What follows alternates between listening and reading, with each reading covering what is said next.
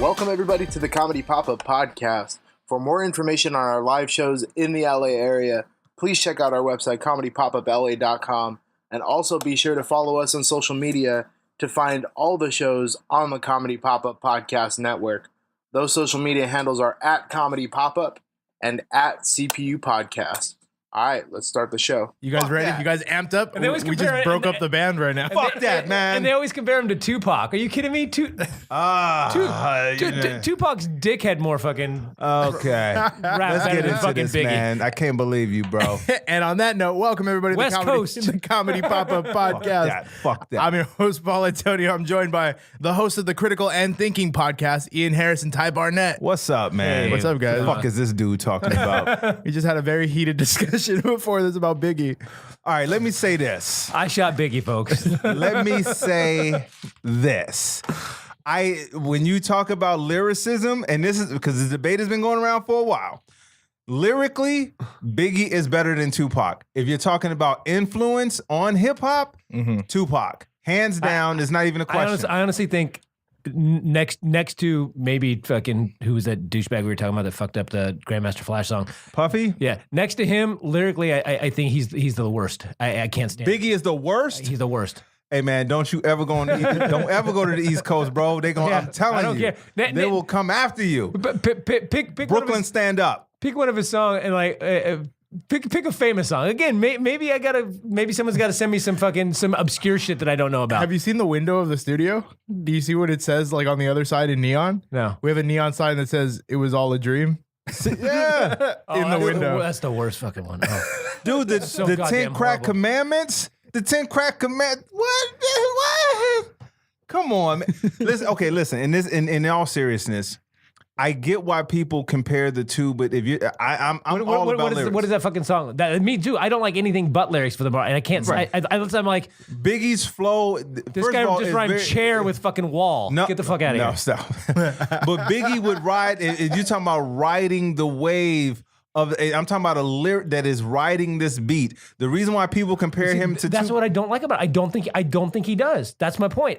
Everything is like I can feel you with real millionaire shit. S-Cargo, my cargo, 160. Right there. That to me is the worst lyric I've ever heard in my life. S-Cargo, my cargo. My cargo. That's like fucking trying to make something fit because he has no fucking. Cargo, my cargo. So what does it have to do with anything? S-Cargo has nothing to do with the 160 song. swiftly. Right. Wreck it by a new one. Your crew run. What? A doesn't rhyme. B doesn't have anything to do with it. I don't even know you anymore, bro. I don't even know you. In the song, what is the context of S-Cargo and my cargo? What is the context of those two things? They don't have any relationship to each Well, other. actually, if you want to take it back to where one of the references was trading places in the scene where they're sitting there having dinner and the guy's telling a joke about the snail. He says, "Hey, look at that S-Cargo," and he's talking about. I know, yeah, it's an old joke. Yes. But I'm saying, but out of nowhere, he just says S-Cargo. S-Cargo, my cargo. And also, my cargo, it's just shitty. His cargo is 160 swiftly. Wreck it by a new one. I get it. It's bad writing. Your crew run. Your crew right, and again, run. and then he's just your crew run. And he's throwing in a really horrible fucking 60s fucking song reference. I mean, it's like it's not even good. Oh my god. Honestly, I feel like he's just throwing shit together. Hey, like he might as well have just gone like fucking. I need something that says Okay, I'll just say fucking Cinnabon bun Cinnabon bun. What does Cinnabon have to do with anything? I don't know what the fuck does escargot have to do with anything. Escargot. A Cinnabon bun, a Cinnabon bun. Like you might as well just anybody on the East Coast, if you ever see me and Ian doing the Critical and Thinking podcast, remember who Ian is and who Ty is. Do not kill either one of us. Seriously, that specifically. Every time I hear that specific lyric, I go, this has no fucking semblance of any sort of. You understand what I'm talking about, right? When lyricism. I'm more on Ty's side on this one. Honestly, I was not even kidding you. That specific one was the one. Every time I've heard that, but I was just with a friend of mine the other day, and we started laughing our ass off at the same time. I'm like, "Are you laughing at how horrible that is?" He goes, "The dumbest, nonsensical fucking lyrics I've ever heard in my fucking life. That doesn't have any. Tell me none of that has anything to do. It was all a dream. I used to read Word Up magazine. Yeah. Salt and Pepper and Heavy D up in the limousine. I know that. Hanging pictures on my wall every Saturday. Rap. Come come on. That part is okay, but also I also don't like the way I don't like the way his voice now. I feel like everything with him is forced. I feel like there's a beat. I feel like the beat's going on and he's just kind of. If anything, it's laid back. I think it's laid back. If anything, his style is Tupac is more like, and but the student might lies right. No, but that's okay. And I'm not even a huge Tupac fan. But my point is that it does. I don't feel like there's any. I don't feel there's any melody to his voice. Who's your favorite rapper? Ian actually. I'm not a huge. I like all kinds of music, but I'm not a huge. I'm not gonna say I'm a rapper. No, but I just want to know what your preference. Tell him. I Tell like him the stuff. person that you remember when we went on the trip and you played somebody. I can't even remember who it was you played, but they actually have good lyrics. Immortal Technique. Yeah, Immortal's dope. I like Immortal Technique. I like Atmosphere. I like Atmosphere's dope. I like Jedi Mind Tricks. I like Wu-Tang. Yeah, a lot of stuff from the various things from depending on which ones from which version of which Which, but I by like the way, I like a lot of everything's like early 2000s. Yeah, it's funny that you brought up Wu-Tang, even though and again I love Wu-Tang, but not every member of the Wu-Tang is dope. Not at all. And there's certain permutations that are good and certain permutations that are not. And same thing, like one song you're like, oh, that shit's fucking, and then the next song you're like, what the fuck? Yeah, exactly. So because that's like a whole thing. But I also love the 90s shit, man. I really do. I was what, like just out of high school in the 90s, 92, 90. I mean, I graduated high school 89. So I mean, my favorite of all time, although when I listen back now, I go, okay, it's kind of rudimentary. It doesn't have, because he was the fucking pioneer. But my favorite was when I was growing up was KRS-One, BDP. That was my favorite, and I loved the early. I love Grandmaster Flash as the Furious Five. I love that shit. I like that. I mean, I know that you look back and you go, it's kind of silly now. Not KRS-One, but Grandmaster Flash. Yes, you know who? But even KRS-One. Sometimes when you hear it, you go, okay, it's a little like rap back then used to kind of just be like, here's a beat. And I'm gonna say stuff, and it's gonna rhyme, and I'm gonna say. Now he had great lyrics, but if he had the producing that we had now, with all the different music and samples and people, that guy would be the fucking. Let me tell you something. But they didn't know about that shit back then. Do yourself a favor, bro, because he actually lives in Orange County. If I remember, he still lives in Orange. He has a place in Orange County. If you get a chance to see KRS-One live, go see KRS-One live. This dude, and he's 87 now. But you know what? He puts on a show like it's 1980, bro. Yeah. And I'm in awe of this dude because this dude has rapped to classical music at his show, dude. Yeah. So I get what you're saying. So that's the other thing. That's the one thing I will say. Actually, it was Travis that introduced me. I mean, I had heard Immortal Technique before many times, and I liked him, but Travis really got me into it. But he does that too, where he brings in. Now he's a little conspiracy theory for me. He goes really wacky on some of the like 9/11 truther shit, whatever. But a lot of what he does is cool. Like his lyrics are cool because they're real. He tries to be real conscious with his lyrics, but also he does that. He brings in like orchestra music and like classical music and stuff that you go, this you wouldn't think this fits. But you know, and this is what I say about cats like KRS-One. Versus some of these guys that are out now. KRS-One is still talking about the same type of stuff, but it's just modern. It's not like, because you brought up Grandmaster Flash, look at Curtis Blow. Curtis Blow is considered the godfather of rap, right? And I hate to say this because he is considered the godfather of rap, and he's one of the first people I did recognize. Curtis Blow's lyrics were corny as fuck. Yeah. Like although I'll still be in my these are the breaks.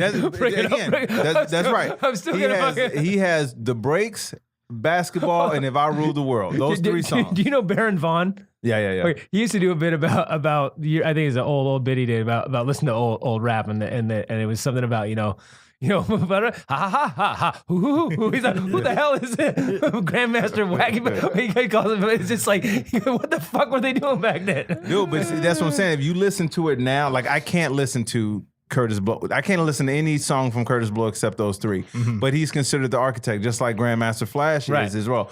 KRS-One, and this is why I keep giving this dude props. It's 2018, and this dude is still killing it. Yeah, they evolve. Yes. Well, some there's people have not though. Where like real quick, Kane, like Big Daddy Kane. I mean, when I tell you I'm a huge Big Daddy Kane fan, I wanted to be Kane. Like I only know what a Volvo is because of Big Daddy Kane. I know that he drove a Volvo. But even Kane had to admit that he got away from the hardcore stuff and got more into the lover smooth stuff. Mm-hmm. And he will tell you that he kind of fell off a little bit lyrically. But people like KRS-One, these cats have still maintained this level of elite lyricism that it's like you listen to them and you're like, how the fuck are you still this dope? See, I think that's in general artists. If you look at comedy, like two musicians or singers that I'm not going to say I'm like fans of their music because I'm not necessarily maybe a song or two, but people who've completely keep reinventing themselves and have stayed relevant. Look at Cher. Look at Madonna. Look at their music. 70s. I mean, not Madonna was in the 70s, but 80s. It was bubblegum 80s. To 90s, like she kept reinventing herself and being popular with popular music. Whereas one thing, and I'm going to get a lot of shit for this one too. I as much as I love 60s, 70s soul music. I loved the Jackson 5. I loved, when I was younger, I liked Michael Jackson, but I feel that when Michael Jackson got old, I remember being in high school and when I was in junior high and Thriller came out and that was like the biggest thing ever. And then Michael Jackson, where I was at, kind of became like passe, like eh. And then when he came out with like whatever it was in the late 90s, Bad or the black and white, whatever, people were like, nobody I know actually liked it. Everyone was like, it was kind of like, oh, you like Michael Jackson. It was kind of like you didn't like it anymore. Now that there's time on it, people go back and they go, oh yeah, I loved Bad. But I remember when that came out, that was like, it wasn't like Thriller was everybody fucking like that. And then before that, what was the one, the first and second Off solo? the Wall? Yeah, those were fucking great albums. But his later ones, it felt like he was still doing 1983 music in 1989, whereas 1989 music had changed. The style of music had changed, and he was still doing old music. And which, by the way, that's the difference between him and Prince.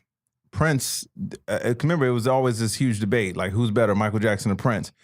And then you see, as time went on, it was clearly Prince. Well, he's also an amazing musician. Like, because he does so much shit. Right. And that's why I said to compare it to hip hop, where you say as, like, KRS-One, again, to come back to him, was like, man, no, lyrically, you have to be on point. Like, there's, your lyrics are your foundation. Whereas with Mike was made by so many different entities. You know what I'm saying? Quincy Jones, his dad, putting Jackson 5 together. Whereas Prince was self-made on everything, really, on so many things. So Prince's thing was, like you said about the evolving, Prince was like, all right, you know what? It probably has to do with the fact that he's a Gemini and he's like that. He would always say, okay, well, now I want to do this now. Now I want to work the revolution. I want to do this now. I want to do this. And I think that's part of the reason why Michael still had that, like you said, that 83 feel in 89. Right. Yeah. So. Well, and also, I mean, Michael to my knowledge, wasn't really a musician. He was a singer. Yeah. I mean, obviously you have to have musical ability. Showman, I guess, would be like, and and he was known for put on a great show. Yeah, I mean, he definitely did a James Brown impression. Wait, I have this question for you. Who do you think is everybody's always like, who's the new this? Like Michael Jackson. Who would you say is the closest thing right now to Michael Jackson? Because I have an answer, but everybody disagrees. I don't pay attention enough to fucking know. I would say if I had to pick between the two of that I know, I would say probably Bruno Mars. Bruno Mars. That's my choice. That's my choice. Bruno Mars, and then everybody says Chris Brown. No, that's the one that people argue with. You know who does? But Chris Brown had more of an edge to him than Michael did. Michael never had that. I mean, even when Bad, to bring your point to Bad, even when he was doing Bad, people didn't believe he was bad. Yeah, you know what I'm saying? It was like he just got a hoodie on. You know what I'm saying? Yeah. Whereas Chris Brown is like that motherfucker beats people. You know what I'm saying? Almost to death. Did you ever see the actual report? I think Bruno Mars. But the funny thing about the thing this is kind of hilarious. So Bruno Mars, my daughter was probably like, I don't know, second, third grade, somewhere around there, when one of his big songs. He's got 2 or 3 really big songs, Bruno Mars. What were his big? That's big what songs? I like. That's what I like. Is that one? No, the What's the one? The one that everybody danced to at Yes. the high school dances, like the slow dance one. Not 24 before that. Yeah, that one's Not big too. Grenade. Not Grenade. No, Grenade. It's in between those. It's in between those. It's, But anyway, Just the way you are. That's the one I'm thinking of. What's that song? Hold on, let me see. Oh, it's why can't I think of the name Yeah, of it's the like song? I think it's his most popular song. Actually, I think it's his biggest hit.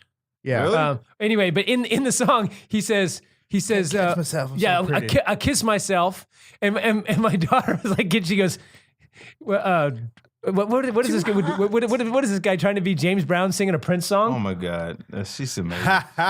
And it's like he really, really if you good. listen to it, you're like, oh. And the other thing is that song starts out, if you listen to it, and that was what it was. We were saying about my daughter goes, Dad, you know what that is? She goes, that song sounds familiar. I go, yeah, you know what it is? I'm gonna play it for you. And she goes, I know what it is. It's More Bounce to the Ounce. And the hook in that song is a derivative. It's not exactly, but it's More Bounce to the Ounce by Zapp. Anybody remember that song from the seven? So anyway, bounce to the ounce. So it's More Bounce to the Ounce. Bump, ba-dum, bump, ba-dum, right? Yeah. And yet he does a whole Prince thing, and he fucking says all these James Brown stuff. Kiss myself, like he says all this stuff that's Yeah. and it's like I get it. You take James Brown and Prince. Yeah. You're probably gonna and he dances kind of like Michael Jackson. He's definitely trying to do that. There's a lot of people out there right now that are like they're not sampling old songs. They're just sneakily taking the rhythm of it. There was this one rock band. Remember I forgot. Vanilla Ice? Dung, dung, dung, dung, dung, dung. No. Mine goes dun, dun, dun, dun, dun, dun. Yeah. There's a band called Portugal the Man. Have you guys ever heard of that band? They had a huge song on K-Rock, and I played it for my brother. My brother's me and my brother were both musicians. Right. And he said that, that's Please Mr. Postman by the Marvelettes. Like it's the same. And then we listened to it back to back. We were like, Mr. Postman. that really is the same like thing. I don't know. It's I was, you know, my oldest specifically is a big Lil Wayne fan. And so one day we were in the car and That sounds funny. Big Lil. big Lil Wayne. a big Lil Wayne fan. We were in the car and I was playing. We were listening to the old on Sirius. We were listening to Backspin. At the time, it was called Backspin. Now it's called Rock the Bells. But Eric B. and Rakim, Paid in Full came on. Which, by the way, Rakim, another lyricist that he's Rakim. That's all I'm gonna say. But that song came on, it was like right, and so when it came on, the lyrics hadn't come on yet, and so my daughter was like, "Oh, that's Lil Wayne." I was like, "No, that's Eric B. and Rakim." She was like, "Dad, I think I know Lil Wayne when I hear Lil Wayne." I'm like, "Baby, I'm telling you, this is Eric B. and Rakim."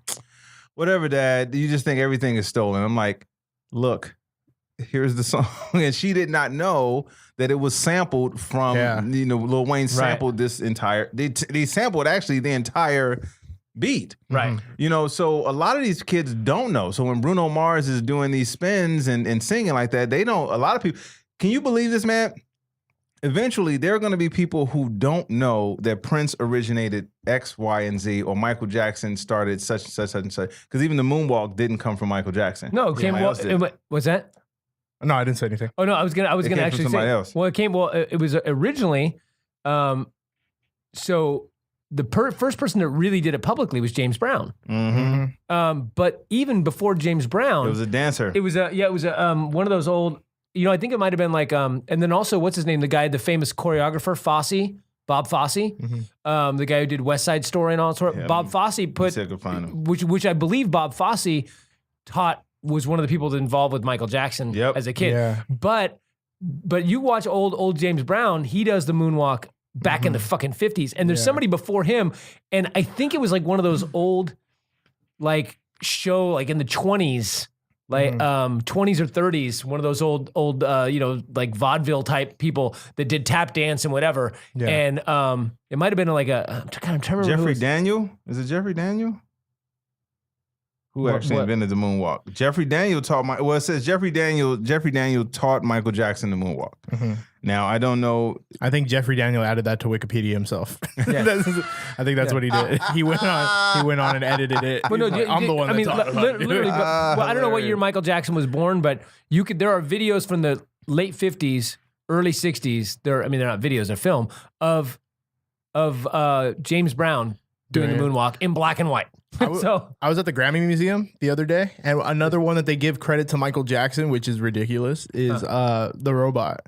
Oh yeah, they should know. They should know that that's. And not.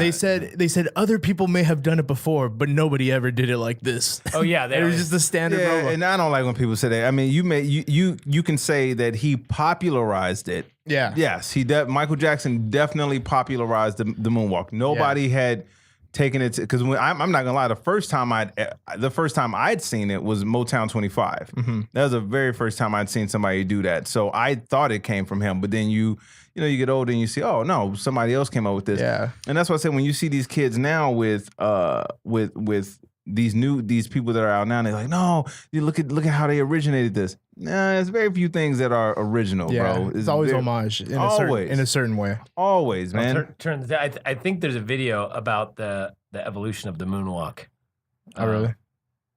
And I can tell you this, man, and this is what I was saying before, is like, it's crazy. Like a prime example, Harrison Ford, right? Mm-hmm. We know who Harrison Ford is, right? Yeah. I went to go see, I was actually going to go to the ArcLight in Hollywood to go see Star Wars. Mm-hmm. I was thinking about it at that time. I ended up going seeing somewhere else. But then I said, hey, does Han Solo die in the movie? I asked him, the usher, the ticket person. Uh-huh. And it was like, Han Solo, who's that? I'm like, well, Harrison Ford. It's the Harrison Ford plays the guy. And they were like, who's Harrison Ford? And I'm like, are you fucking kidding me? Working at a theater? Yeah, exactly. You work at a theater and you don't know one of the biggest movie stars ever in the history of this business? Yeah. So that goes to show you that's why a lot of stuff can easily get quote unquote reinvented or people can be take different things of it.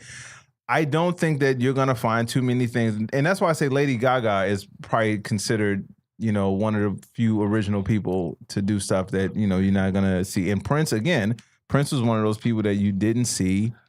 He created a style. Like Prince didn't steal. No. You didn't see anything from Prince that was like, oh, I saw somebody else do that. Yeah. He's one of the few original people. So I'll ask you this. What do you think? Who do you think is original now? That you can look at them and you be like, I don't see anything in them that somebody else did. There's not. Well, in popular music, I don't know. There's much out there. There's a lot of people out there in other types of underground music. I think, and this is going to be weird, but I think an argument could be made for like Kendrick, something like Kendrick. Kendrick Lamar. Yeah. I was on the train with his sitting next to it. We were eating on the train. We took the train across the country, and we were coming back from Chicago. Mm-hmm. So last summer, my family and I, we took the train from LA all the way to New York, up to Niagara, back to Chicago, then back to LA. It was like a whole trip with backpacks. And on our way back to LA, we're sitting in the dining cart, and if there's three of us, so they'd pair you with somebody. So I'm sitting next to this old man, and he's like, we're like, oh, you going? He's like, yeah, I'm going out to Los Angeles, visit my grandson, whatever. And we're like, oh, cool. What do you? Well, you taking the train? He goes, yeah, I don't like to fly. He goes, but my grandson paid for everything for me to come out and this and that. And we're like, oh, that's cool. He goes, yeah, he's some musician, some rap. I don't like that shit. And we're like, oh, really? Well, maybe we know him. What's his name? Kendrick Lamar. Oh, That's my insane. God. Really? Yeah, I don't like what he does, but he's good. He's good at it, whatever. But You I like guess he's all right. Anderson .Paak? I love Anderson .Paak. Anderson .Paak is. I'm not gonna lie, dude. This dude's album, his new album is better than his first. Really? Better than Malibu?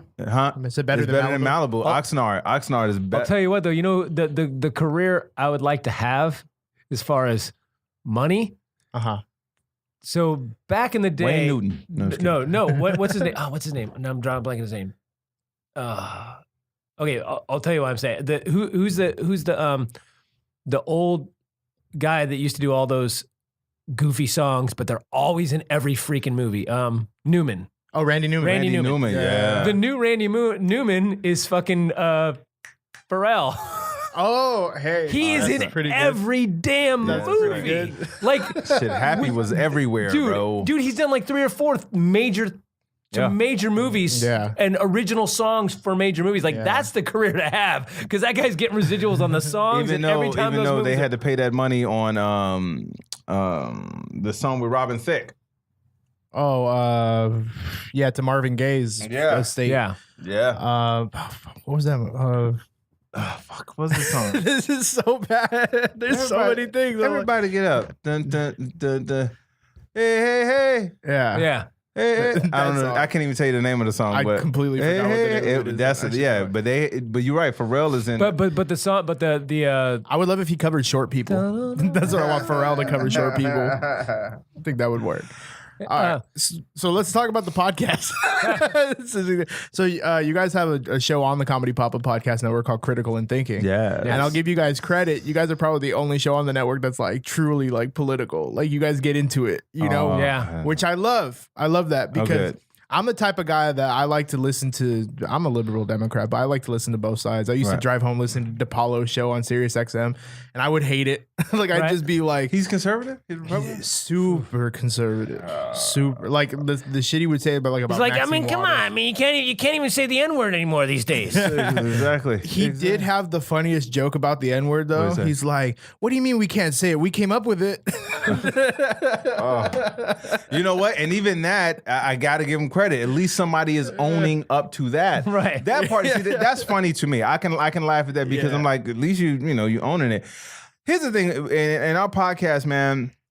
Because Ian and I have, our history. We go back years. We've been working together for a long time. But we also, when we have these conversations, we're human beings as well. And I know sometimes people are like, "Oh, well, you comedians, you should always be funny about everything." No, because we have regular fucking lives when we're not on stage, when we're not doing stuff that is a performance. So when we put this together, and actually Ian came up with the name Critical and Thinking, but we wanted to do something that didn't seem like it was sticky. Mm-hmm. You know what I'm saying? Like, hey, here's another joke. I mean, mind you, yes, we put comedy elements in the podcast, but we also want to have, because here's what I don't like. I don't like when people say stuff like, well, you don't really, why are you talking about what's going on in the world? Can't you just act like it's not happening? No, we can't. We can't. So, because it affects us. It affects us whether it be us as people or our families. you too. Yes. Yeah. So when we put it together, even though we do go back and forth and we try to add elements to it, like Ian, like I said, I can't stress this enough. He's one of the most amazing impersonators that I've ever met. And so we try to incorporate that as well to make the podcast, some lightheartedness to it. But yeah, at the core of what we do, we have no problem talking about politics. No, I mean, and the thing is that I feel like we need this as a first off as a relief, but also like we talk about all the time. We're talking about today that you have this the world is and the media and everything right now is so fucking nuts that it's really hard to determine the difference between an Onion headline and a Fox News headline. You go, well, is that real or is that fake? Like people post stuff and they go, "Oh man, you posted fake news." I'm like, no, I was trying to post a comedic satire. Something funny. And it's like, you can't even tell the difference anymore. And people are like, "Oh, why are you posting fake news?" I'm like, I'm posting a comedy thing. Like Yeah. I'll do fake quotes of Trump. And I had to start saying the quote as Conald T. Rump. So anytime I say Conald T. Rump, Yeah, that's how you know it's fake. Because I would put Donald Trump, people are like, bullshit, he didn't say that. I'm like, I know he didn't say, I just got back from molesting a puppy. Of course he didn't say it. But the fact that they think that he might have said that or that I'm quoting that is, so it's like we have to do this also to kind of keep fucking sane and to remind people that this shit isn't normal. Yeah. And that there is normality still somewhere. Yeah. And it's like, because you get inundated and you get overwhelmed with the shit going on. So And much it's hard to filter what's real, what's not real, what is fake news, what Yeah. isn't fake news. And it gets so super overwhelming. And everybody's looking for their time to be outraged about things. Like that's Right. what everybody's looking. So I posted a story on my Facebook, It was by like an Onion-esque website, and it said, "Now that Stan Lee has died, it's time to cast a black Stan Lee." Like that was just in real life. Right. Like it's just a thing. And somebody commented unironically, like, "Why should we?" Yeah. And I'm like, "What? Wait, no, this is a joke." And I had to It's be a like, joke. "This is like the Onion." Right. He's, Yeah, it's- oh, okay, cool. But it's weird because we don't negatively view those kind of backtracks like we should. Right. Like in society, like when somebody calls something out and it turns out they're wrong, then it's just like, oh, like that's not focused on. Like people don't which see it, which like, is weird to Right. me. it should hurt your credibility. Yeah. It should. I Right. mean, people like I've had this happen before where someone will post something on Facebook, and not just me, but a bunch of other people will point it out that that person is wrong. Right. And I kid you not, more than a few times, somebody will be like, "Well, my page, my post." Yeah. It's Yeah. fucking wrong. I do one or two things. If I post something and it turns out, which I'm usually pretty diligent about looking something up. Now, sure, sometimes if it's a quote and it seems reasonable, like it's a meme and it's like, the world is an amazing place, Albert Einstein. And then I post it and someone goes, he didn't actually say that. That was somebody else. Or what he said was this, and that's a paraphrase, not a quote. Yeah. Okay, I fuck up on that sometimes. Every now and then I put the wrong thing out there, or I'll post a news source, something that was like, which drives me crazy, by the way, when you post something and they're like, this is from 3 months ago. What? I wasn't posting it because it was current affairs. I was posting it for another reason. It's still relevant. It's still a point. And It's a lot of irrelevant. times I'll have to put on there, I'm only commenting on the story, or I'm only commenting on the headline, and I'm posting something for a joke. Yeah. Like I'll do a whole joke, I'll write a whole joke in the comments, and then I'll post that because I'm joking about the headline. Yeah. And then people are like, "Well, read the story." Blah blah. I'm like, I'm just making a joke about the headline. But that being said, when I do fuck up and post something that isn't accurate or has been proven wrong or is a misquote or whatever the deal is, and someone comes on and says, "Hey man, here's Snopes. That's not true." Yeah. I either leave it up and then I put up there in parentheses, changed, edited. I found out this isn't true, but I'm leaving it up here to comment for whatever reason. Yeah. Or I'll put comments down below. Okay, cool. I was wrong, yada. Or I just go, thank you. I appreciate that. I'll let it sit for 20 minutes, make sure they see the message, and then I delete it. Yeah. I'll be deleting this now. Boom. So in case somebody wants to take a screenshot that I fucked up, and then I take it down. It's accountability. Yeah. And people just don't have accountability. They don't so care anymore, reckless. bro. Yeah, and everybody's basically their knowledge of the news is the headlines that they see on Facebook. Dude, people don't even.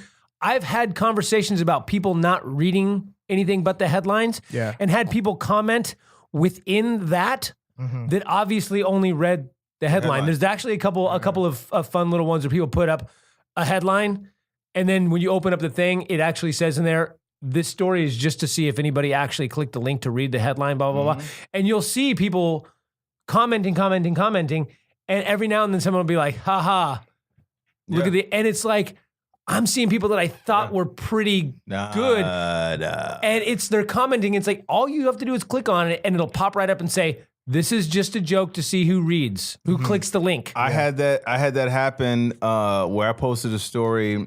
It was from CNN, and the headline said the history of hate or something like that. It was something that had to do with hate, but it was talking about this guy. It was talking about these people who are Trump supporters and what their ideology is based in, right? But they had this one dude who became a neo-Nazi, and then he changed his point of view because he met this black pastor at a church or whatever. He started hanging out with people that were different than him. But he basically talked about how he got recruited, what made him easily recruitable, and what made him change his mind. So I posted it, and what I wrote at the beginning of it was, man, it's amazing how we've become this type of people, but we can be better than this, right? So I just posted anything. So somebody wrote, "Well, if that's not really what we want, then why are you spreading hate?" And I'm like, I said, "Did you even read the story? Did you watch the clip?" And he says, I remember that, by the way. yeah. I said, "Did you even watch this?" He says, "Well, I'm just saying, I don't really, I don't understand why we got to give these guys a platform." I said, if you would have watched the fucking clip, you would have seen that it's actually about not to someone that started hating and they learned not to fucking hate. So this is helping spread love. Well, Yeah. and this idea of platforming, that's where the left, I don't like calling them the left. That's where people they're not liberals. The people who are on the left, super left, drives me, and I'm a huge part of that because I'm the atheist community. There's a lot of those social justice warrior types. They lose credibility with me all the fucking time. Like right now, yesterday it was Sam Harris, whom I know, Sam is a Nazi now. He's a liberal. He's a liberal, but because he was coming off Patreon. Now I don't know his reasons. I heard it was Wait, another. he said old he's story. a Nazi? No, people are saying that Sam Harris is a Nazi because he has had people. So he had a guy on who wrote a book about evolution. It was a science, and it's kind of a debunked thing. It's like eugenics kind of a thing where it's like, okay, because of these, and they look at statistics of IQ, and white people have 2 points higher IQ or whatever, it's faulty. It might even be faulty science, but even if it isn't faulty science, even if there is an overall IQ level difference or whatever, that's not the overall determining factor of lots of things. Right. So, but there's some people out there that have written books about, because of this, therefore, white people are more evolved, or they might not even be saying that. I think a couple of them aren't saying they're more evolved or they're better. I think they're just saying, here's some science that's interesting. Now people have taken that and said, good, that's why white people are better than other people or whatever. Yeah. So he had a couple of those guys on because he's a neuroscientist to talk about it. But he pushed back. I listened to it. And they'll take clips of him explaining. So they'll say, okay, so this is Ty Barnett. And Ty Barnett is here's his quote. He says, white people are better because blah, blah, blah, blah, blah, blah, blah, blah. They'll take those and they'll post those clips of Sam Harris going, well, so white people are better because blah, blah, blah, blah, blah. Yeah, completely out of context. And then they go, well, if nothing else, he's giving this guy a platform. And it's like, I hate that shit, dude. well, how do you debate somebody without giving them a platform? Yeah. And if you don't give them a platform, or if you don't debate them, then they're going to get their own platform and with unabated. And now look at what's his name. Everyone gave Bill Maher tons of shit for platforming Milo Yiannopoulos. Yeah. But that platform was what ruined that motherfucker. Yeah, because he said that about the molesting thing when he was 14. Right. He's like, oh, So- I think I could sleep with full-grown men at 14. Yeah. So they were like, oh, Bill Maher is pro Milo because he had him on a show. No, he pushed back on him. My only problem with that is when they don't push back. No, for sure. You gotta fucking push back. Yeah, don't have them on, like sometimes like who's Chris Cuomo? Is it Chris Cuomo? Yeah, from Chris CNN. Cuomo. He's pretty good usually though.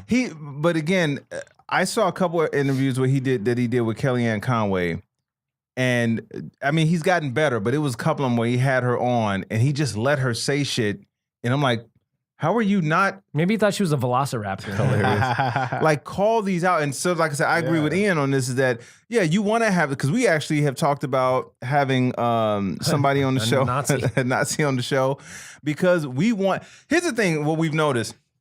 I don't think anybody's walking away going, well, that Nazi really, really tore those two guys. Yeah. Ty Barnett is a white supremacist. Oh, exactly. They're going to get after this. Because he had a Nazi on. Bixby, was it the Chappelle character? The black white supremacist. But when you have these people around, because I want to hear your view. I want to hear exactly why you feel this way. But what's crazy is no one's going to come on, at least not on our show. They're not coming on our show because they know we will push back. If you listen to anything we talk about, you know goddamn well we don't get on unless we know what we're talking about. And the one person we wanted on, she's like, well, I'll only come on if I get to bring so-and-so and so-and-so on, like her little gurus or whatever. And I'm like, no, bitch, you come on. Yeah. And that's what I'm saying. This is what I mean by, like, if you have no real standing in what you say. Like, I can't even tell you how many times I have people when I say, listen, I saw what you posted. Now please post facts to back up what you posted. Well, why I gotta post that? I mean, just look it up. I have looked it up. There's nothing that says what you're saying right now. So show me the source of where you got it from. Yeah. Well, I mean, all you got to do is find it. I'm telling you, the shit doesn't fucking exist. Or they want you to post a rebuttal, but A, they won't accept a rebuttal, and B, it's always shifting the burden of proof. Yeah. Which people love to do, where it's like, I'm going to make an assertion. Now you have to prove that my assertion is wrong. And no matter what you do, I mean, that's what we get with religion, where people go, I assert that there's a magical being who created everything. Prove me wrong. I could give you mounds of, well, you say this. I can show that happened naturally. They go, yes, but my thing is the one that made it look that way because it's so they can Yeah, always find yeah. it. But you're the one making a claim. You have the burden of proof. It's kind of like when someone says that Biggie is not a good rapper. Right. It's kind of like that. Like So I'll give you here's my burden of proof. Escargot, my cargo. What the fuck? Can we just agree that P. Diddy is the worst Now one? that we can agree on. We can agree that P. Diddy is Made me not sad. I mean, yes. No one's was giving still Diddy sad. any Is he even like? I guess he's more of a producer, right? Yeah, he's more- Is he even a good producer? I don't entrepreneur. fucking know. No, but you want to hear something that's crazy? And even Suge Knight has to admit this. Because Suge Knight gave Diddy shit for being on every track saying whatever. But think about it, man. You remember a lot of those songs because Diddy was on it saying, yeah, take that. Yeah, bad boy. Like that's part of the track. Yeah. So again, I think he was smarter in the big picture. But again, to back up what Ian said is that if you come out and you say something, Mm-hmm.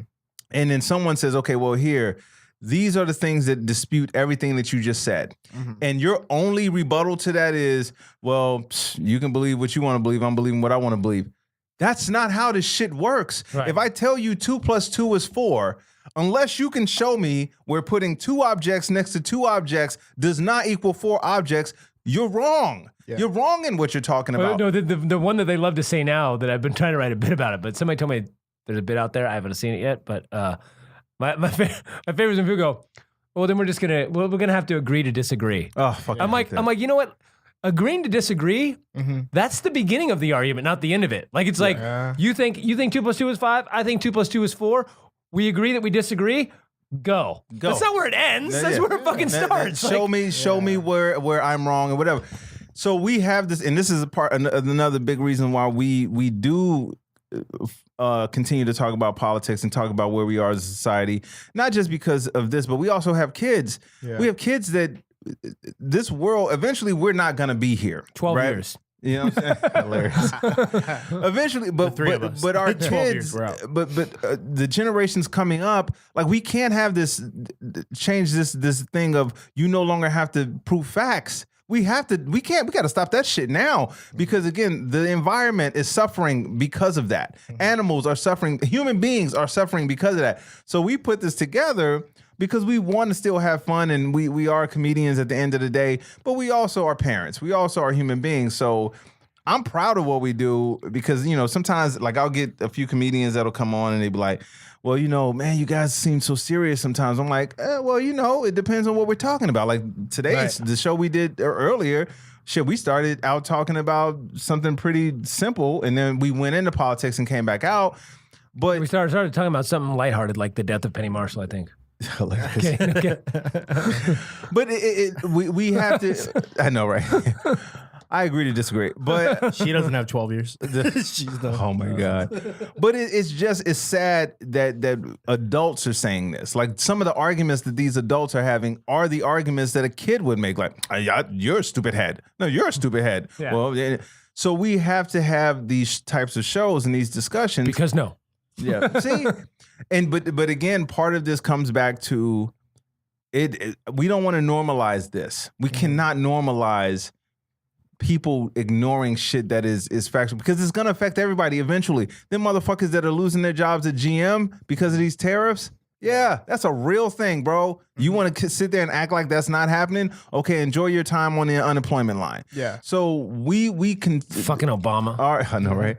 Our show It's Hillary. is one of the things to where Emails. we get a chance to really express where we're coming from, but we're aware. Don't get me wrong. We're very aware that we have to have a rhythm in the show.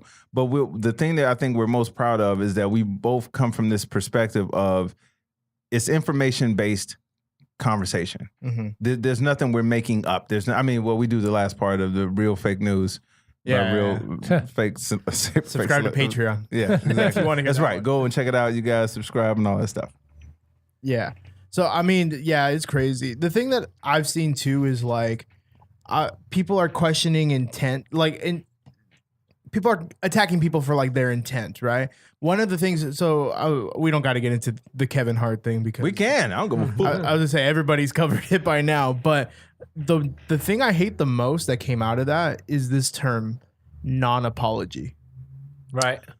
You know, like to say, yeah, he apologized, but it was a non-apology. Because to me, it's like, who are you to take a man's words And say they didn't mean and enough. say they don't mean anything? You know? Yeah, it's foul. Well, and the thing is that I mean, I think I've heard non-apologies. Yeah. I've heard Legitimate sorry, not sorry. yeah, type that's stuff. it. Is people But- literally say sorry, not sorry. But I think the thing is that, you're determining, you're putting your own ideas on what their Yeah. what his is in his brain, his his intention intention. was. Yeah. And the thing, I mean, again, we have to. I know this is a touchy subject. I think we talked about this before. We talked about on our podcast. You have to look at times sometime. There were just times, right or wrong. Sorry, right or wrong. There were times when we did things that we don't do now. Yeah. Now you could argue. You could go back and argue that this word is still totally acceptable and it's bullshit that we can't say that word anymore. Retard. I can't believe we don't say retard. I'll argue that one day. You know, the word the other F word or fag or whatever. Like that was a time when people used that all the time. Yeah. And I'm not saying we should now. Yeah. But there was a time when we were wrong for saying it, but at the time everybody said it and it wasn't like saying the N-word. We didn't think of it that we do now. So you're going to go back 10 years and go, oh, this guy said this word 10 years ago. Yeah, you know who else probably said that word? Probably every fucking person on the planet said that word. Look at Tropic Thunder. And also Tropic Thunder is like you don't go full retard. And Ben Stiller said, you can't make that movie today. No way you can make that movie today. There's blackface in that movie. well, Which by the way, it's so funny because Robert Downey Jr. I don't think it was blackface in the sense of him being exploitive of black culture. No, not at all. he was making fun of a character that did that. That's the point. Like, you have to be able to make fun and of his characters. character, the reason why he parody. got away with it was because that character was based in the 70s. So his character was talking like, hey man, you know what I'm saying? Well, that's the other thing is his character was an idiot white man. Yeah. So 100%. if an idiot white man does that, because and he's one of those guys that I know actors like that. where Method they're- actor. Yeah, Method. over the top. So it's like that's not weird. That's believable. So how would you do a method actor who is kind of off, who's being a black guy? How would you do it if he doesn't turn himself black? Like that's the only way. Otherwise, it wouldn't fucking be funny. Yeah. Right. Like sorry, that's funny. Now, I mean, if he just one day said, "Hey, I'm gonna go out for a role. I'm gonna be a." If he was actually that guy, if Robert Downey Jr. was actually playing Jamie Foxx in the Jamie Foxx story, and we're like, yeah, let's not have Robert no, Downey of Jr. course put you can't on do that. fucking black makeup and be Jamie Foxx. But if he's playing a character who's doing that in a movie, that's what's fucking funny. Yeah. Well, and even to the Kevin Hart thing, real quick, and this is why I say, I think the problem more so that people are having with his statement is that he said he would beat his kid and beat the gay out of him. I think honestly, if he would have just said, fag or something like that, because look at Sarah Silverman, look at Chelsea Handler, they all said it. look at Amy Schumer, all of them said that. The problem is when you say, I'm going to beat this feeling out of you, and I think That's bad. Yeah. that's why I think that, to me, that's why I see the issue with it. But even he still apologized. He did. He said sorry. Even the other part, which I get what they're saying. I don't know the beat part. It's touchy, but if you listen to the bit, you go. He says a couple times, and I've heard he's not the only one I've heard say this bit. I mean, almost the exact same bit. But he said, "I got nothing against being gay. I got nothing against but as a heterosexual man, if my son was gay, what did he say? Something about not even being something about like, I don't know that I can handle that, or whatever the deal was." And it's like. No, he said he would break something over his kid head. No, but there's another part of the setup before that. Yeah, lose that part. But there's another part of the setup where it's like he says, "I know it's wrong, but as a heterosexual man, if my kid came home gay, I'd be like, I wouldn't be able to, I don't know how it, and that's honest. Like I'm going to be like, if I don't care if my daughter's gay, my daughter comes trans, it doesn't bother me at all. But I will tell you that it would be odd and weird. I'd have to get used to it. It would be something that would be different. It wouldn't be like I'm not out there going, oh, I hope she comes home and says she's a man someday. I'm not excited about. So if she came home, I have to be honest and say, is accepting as I am, that would be weird. And his whole setup to the joke was, I'm cool with it, but as a heterosexual man, I don't know that I can handle that shit. Yeah. And he's being honest in that, and then the rest of the bit is like then the whole thing is just a way for him to go, son, don't do that, that's gay. Son, don't do that, that's gay. Son, what are you doing? Oh, that's gay. And it's just a way for him to say that's gay. It's an easy device for him to say that's gay, and go, see, now I'm trying to prep my kid so he doesn't do gay shit or whatever. Yeah, it's a little un-PC and dumb, but it's like that part of it is really, it's like, how much more can he explain it? I'm just saying, as a man, that it would, even if it's okay, it would be weird. Yeah. You know, Chappelle did that. They got him shit about the trans, but it's like he said like 30 times, I have no problem with you. But he also misunderstands. Like I was saying recently, I was on another, we had the podcast we had with the trans person last week with my friend Marissa.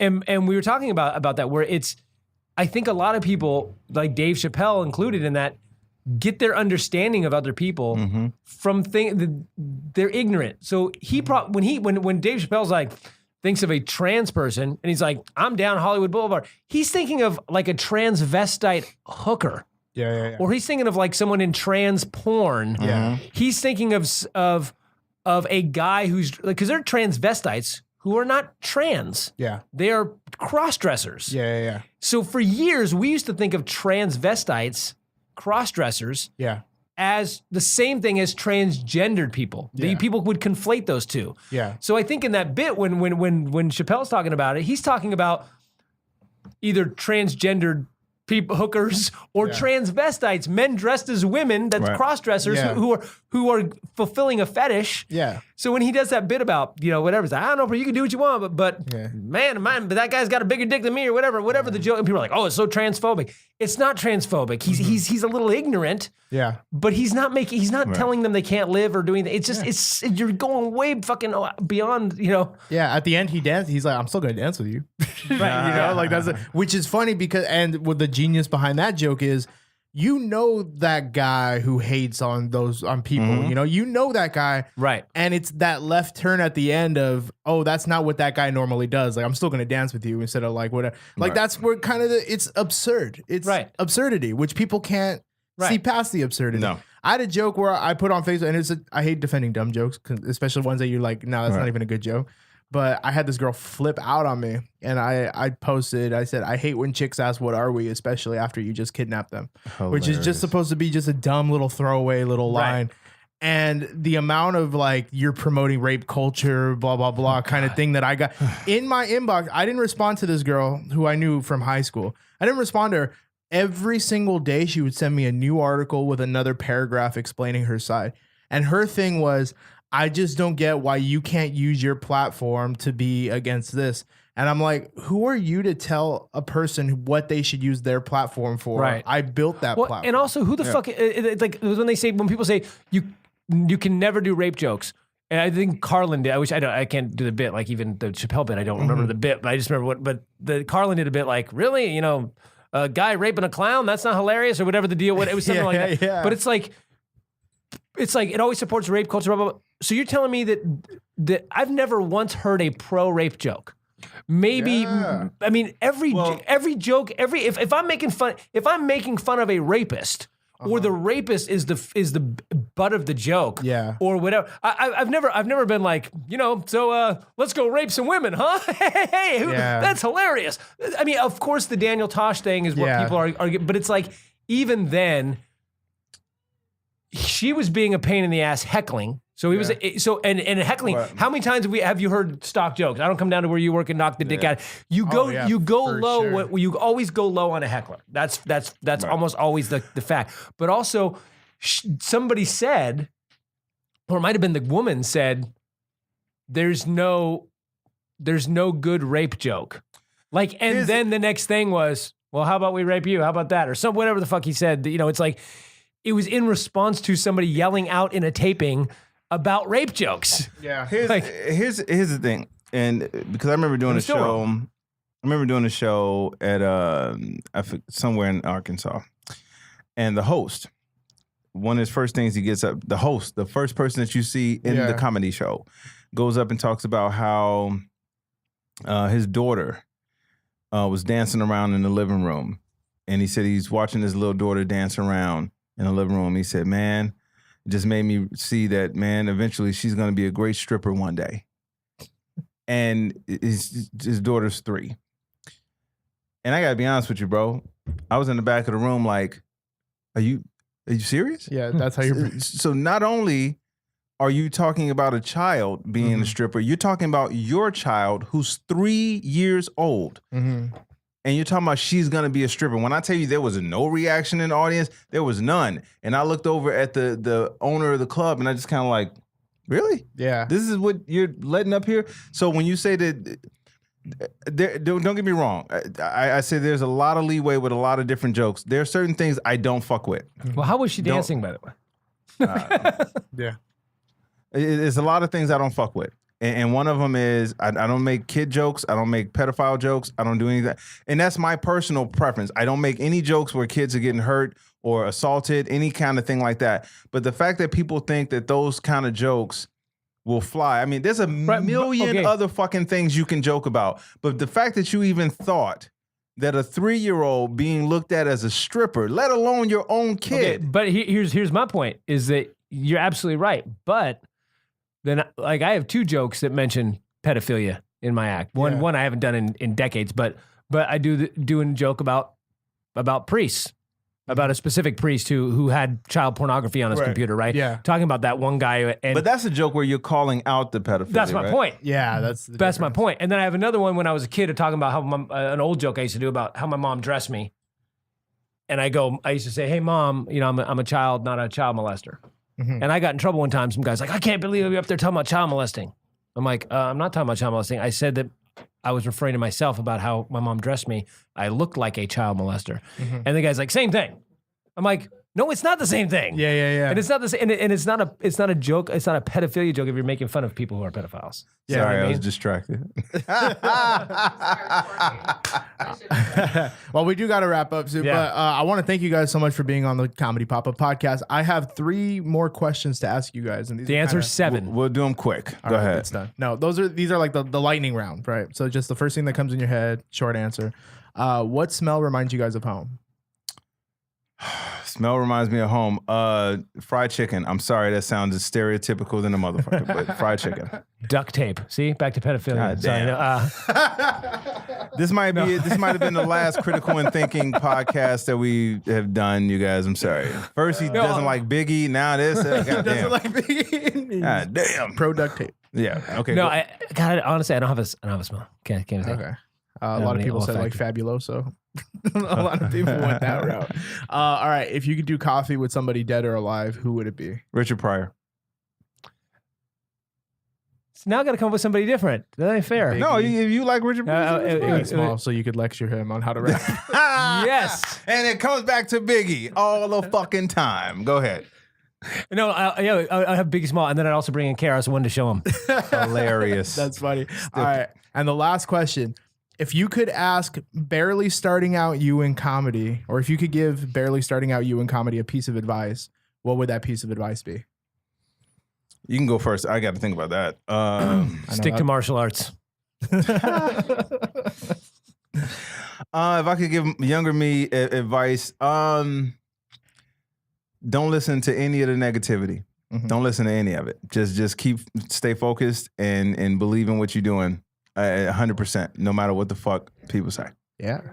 All right, guys. Well, thanks so much for doing the podcast. Where can people find you guys? You can find me at comediantybarnett.com, which has links. I have updated my site. I am tech savvy, motherfucker. Squarespace. So you can go, I know, right? What's that? What's the first one? AOL. I mean, you can find me at AOL.com. I'm just kidding. It's comediantybarnett.com. Earthlink.net. At Friendster. Find me on Friendster. It's like every time I go, it sounds like a modem is starting. But comediantybarnett.com, which has the links to the Facebook and it links to the Twitter and Instagram. So go there, tour dates, everything. The check out the web series, which is This Is the Bullshit that I'm talking about. New episodes coming up soon, but it's stuff on there you can check out now. Cool. Ian? IanHarrisComedian.com and various social mediums. And yeah, if you live in LA, if anybody live in LA, Yeah. Come to my motherfucking gym. That's right. I have a gym in Mid-City, Crenshaw. Anybody Crenshaw, from Washington. the East Coast, come here. Come to Ian's Don't gym. give the If you a address. fan of Biggie, come to the That's fucking fine. gym. No, that would be a bad idea. It's, but you could. His gym is 10th Planet. Yeah. Go No, say hi to Eddie Bravo. it's called Fight Science MMA. If you live in LA and you want to do MMA or kickboxing or jiu-jitsu or fucking yoga, whatever you want to do, come if you live in the Mid-City area. Nice. And check out the Critical and Thinking podcast. What? Oh yeah, we have a podcast. That's right. Critical and Thinking. Yeah. And on the Comedy Pop-Up Podcast Network. And we're gonna take you out with S car go, my car go, 160 swiftly.